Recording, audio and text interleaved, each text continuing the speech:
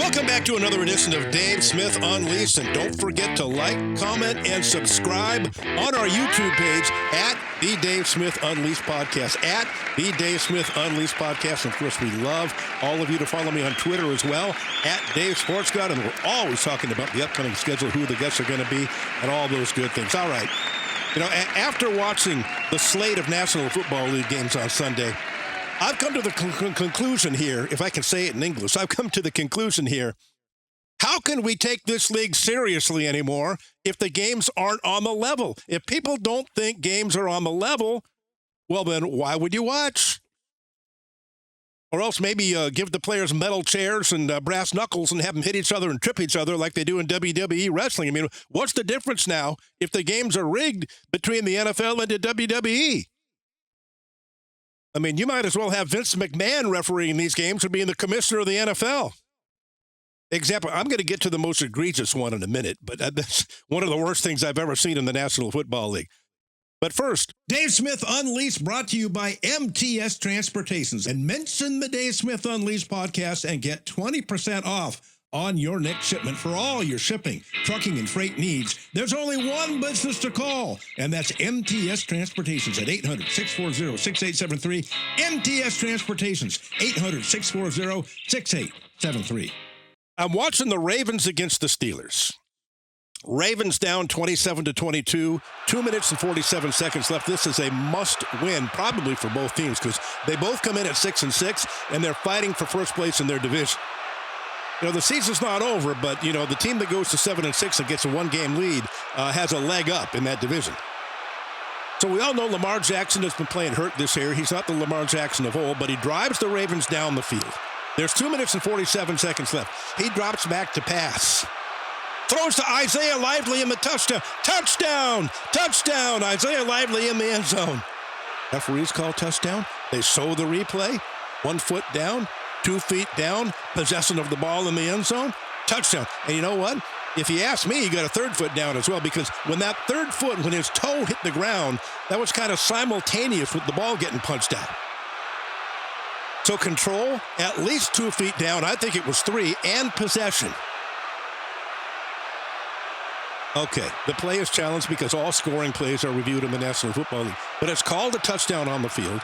And looking at the replay, there's absolutely no evidence to overturn that. It's too close. And the announcers are saying that's a catch. Okay, let's go. Let's go and see what happens. Ravens are celebrating. They're up 28-27. They're probably going to go for 2 and try to take a 3-point lead with less than 3 minutes to go.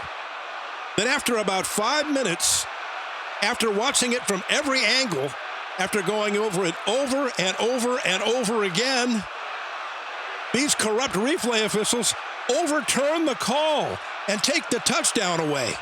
Then the Ravens don't convert on 4th down. They lose the ball on downs, and the Steelers wind up winning the game 27-22. That was criminal what happened there. If I've ever seen a touchdown, it was it right there. Possession, 1 foot down, 2 feet down. Touchdown! For God's sake.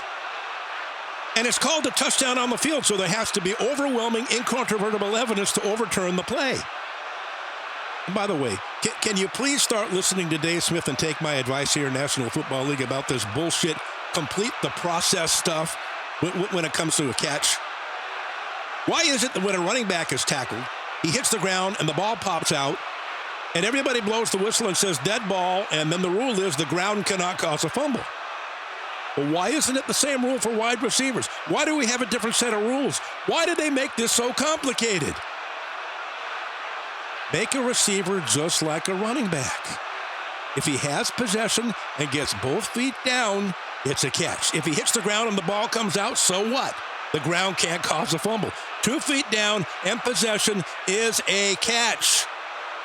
See, I solved the problem in about 10 seconds right there. And the NFL, these owners and rule committee guys, they fly off to Las Vegas every offseason and party, you know, and chase the call girls around and drink too much and gamble, or they go to Hawaii and do the same thing.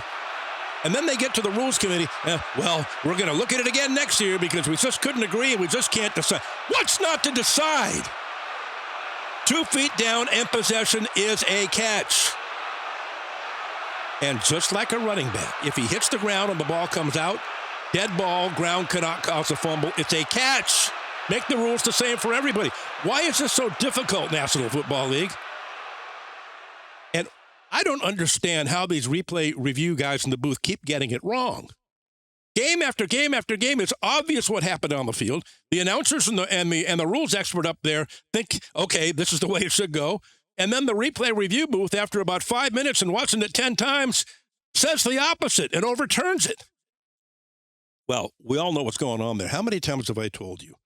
I was told by a former National Football League general manager that the reason they're not transparent, the reason they don't have cameras in the review booth like they do in college football and in the XFL and in the USFL, and the reason you can't hear the audio and what's going on between the replay review guys and the officials is because of the secret red phone. See, we're not supposed to know about that. There's a secret red phone up in the review booth, and it's connected to the league offices in New York. And the league office tells the replay review guys which way they want the call to go. It's crooked, it's unfair, it's rigged, but that's the way it is. And then into the earpiece to the referee, there it goes, the call's reversed. When obviously we all know it should have gone the other way. That's why the NFL will never put a camera or microphones in the replay review booth like college teams do, like other professional football leagues do. Because they don't want you to know what's going on with the secret red phone. They don't want you to know the corruption that's going on, the fraud that's going on, the fact that the NFL offices want certain teams to win. But I haven't even gotten to the worst one yet. I'm sure we all watched this game. Raiders-Broncos last Sunday. This might be the worst thing I've ever seen as a flagrant example of somebody intentionally trying to cover a point spread and screwing the fans over and tampering with the integrity of the game. Okay, the Silver and Crap, the Raiders, they're out of timeouts. They're down 24-14. There's 16 seconds left. They have the ball in their own territory, but they're out of timeouts. Kenny Pickett scrambles, then runs to his right, taking up time, throws the ball about 30 yards downfield, and there's a diving catch by a wide receiver for the commitment to excrement. But there's only 4 seconds left and the clock's running. There's no way possible you can get another play off. By the time they toss it back to the line of scrimmage, game over, Denver wins 24-14. They cover that 8.5-point spread. So Mr. Jones, Brandon Jones, number 22, the man who tackled Tyler Lockett, the Raiders receiver, I mean, that was nothing. He tackled him, he laid on top of him for a split second, and then he got up onto his feet and ran back. And here comes a penalty flag by some crooked official, by some zebra. I've never seen delay of game on the defense.